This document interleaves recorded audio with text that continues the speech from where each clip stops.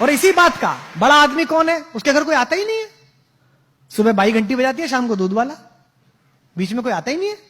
मेरे पिताजी मेरे घर आते हैं तो वो लोगों से कहते हैं, बड़े खुश होते हैं, कहते हैं यार ये आदमी ठीक है, इसके यहाँ 10 आदमी चाय पीते हैं, 20 आदमी खाना खाते हैं, 5 आदमी सोते रहते हैं, ये ठीक है। मैं जोशी जी से असहमत हूं जो कह रहे हैं कि पहले शिक्षा लाइए। शिक्षा तो लाई है, लेकिन हिंदुस्तान की दुनिया की जितनी समस्याएं हैं वो किसने पैदा करी? आइए, शिक्षित लिखते हैं, अशिक्षित लिखते हैं और समस्या लिखते हैं। आइए, पहली समस्या बेरोजगारी, किसने पैदा करी भाई? शिक्षित लोगों ने क्या शिक्षित लोगों ने? शिक्षित लोगों ने। गांव में सबके पास रोजगार था, गांव में सब लोगों के पास कुछ ना कुछ काम था। लकड़ी वाले के पास लकड़ी का काम था, जूते वाले के पास जूते का काम था, लोहे वाले के पास लोहे का काम था। सब एक दूसरे को भोजन दे रहे थे, सब एक दूसरे को अन्न दे रहे थे, सबका काम चल रहा था। आपने सुना गांव में कोई भूखा मर गया? नहीं मरा। ये शिक्षित लोगों ने पैदा की। प्रदूषण किसने पैदा किया? गांव में प्रदूषण देखा कभी? किसने पैदा किया? शिक्षित लोगों ने। इससे क्या तय होता है कि शिक्षा आपको कार दे सकती है, लेकिन लर्निंग आपको संस्कार दे सकती है। आपको तय करना है कि बिना संस्कार की कार लेनी है कि संस्कार सहित कार लेनी है। अधिकतम पूरी लड़ाई बिना संस्कार की कार लेने की है। यही कारण है कि हमने इस जीवन को कष्ट का साधन बना दिया है। दूध में यूरिया मिलाया जा रहा है। जो यूरिया मिला रहा है उसको शर्म लिहाज नहीं है कि किसी की किडनी में जाएगा तो किसी का पति, किसी का बेटा, किसी का सुहाग, किसी की राखी सुनी हो जाएगी। उसके खुद के घर में भी बेटी है, उसके खुद के घर में भी पुत्र है। वो सोच के देखे कि मेरे पुत्र को अगर ये यूरिया किडनी फेल कर दे और मेरा बेटा मर जाए तो कैसा लगे। नहीं, वो सोच ही नहीं रहा। उसको लगता है 1000 रुपए फालतू मिल रहे, थोड़ा सा यूरिया मिला दो।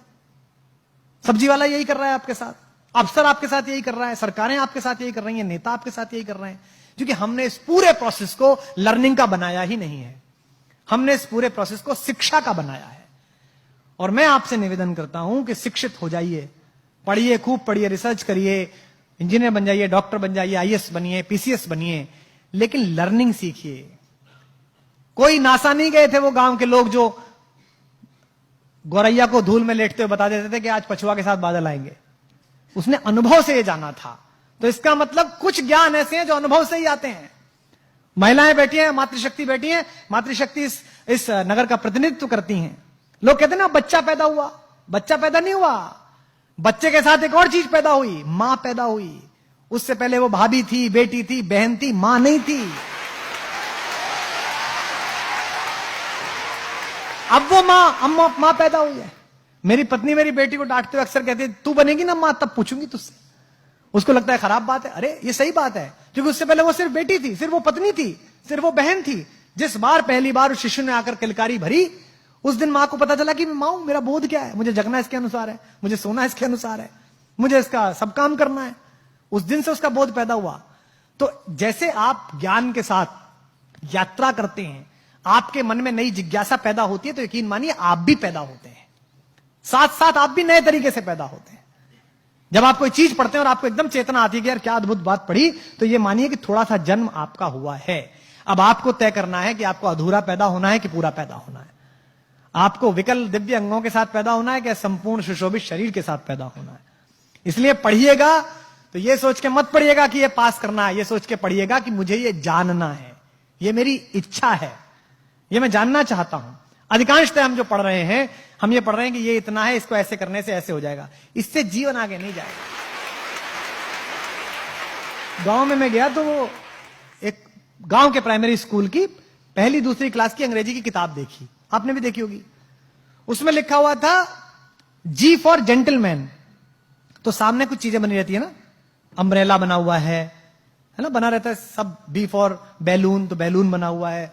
तो जी फॉर गर्ल एंड जेंटलमैन, तो एक लड़की बनी हुई और जेंटलमैन के नाम पर सूट पहने हुए एक आदमी बैठा हुआ, मतलब खड़ा हुआ, यानी कि जेंटलमैन है।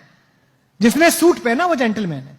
तो गांव के उस बच्चे को यह लगता होगा कि ये जो धोती कुर्ते में मेरा बाप है,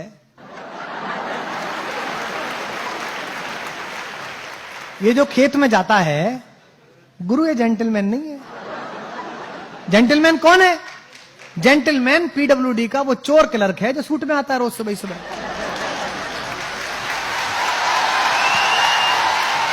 यही तो हुआ। तो जेंटलमैन की परिभाषा क्या बनाई आपने? वस्त्र से बना दिया। आपने बच्चे के दिमाग में आरोपित कर दिया भाव कि जेंटलमैन होना मतलब कपड़े ऐसे पहनना। हमारी भी ब्रांड की टीम लोग कहते हैं कि ये क्या पहन लेते हो आप, आज ही कह रहा था ये क्या पहन लिया। मैंने कहा मेरी कमीज सुनेंगे कि मुझे सुनेंगे?